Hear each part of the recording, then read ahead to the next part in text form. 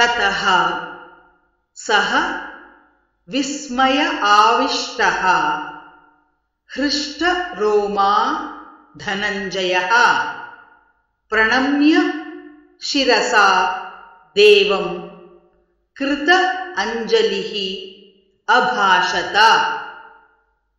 ततः स विस्मयाविष्टो हृष्टरोमा धनञ्जयः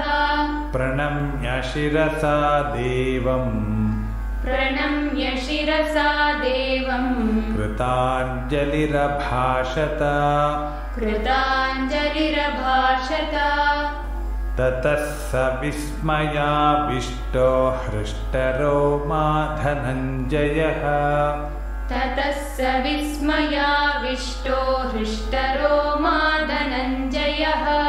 प्रणम्य शिरसा देवं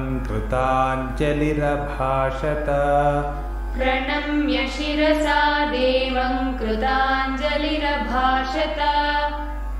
ततः स विस्मयाविष्टो हृष्टरोमा धनञ्जयः प्रणम्य शिरसा देवं कृताञ्जलिरभाषत।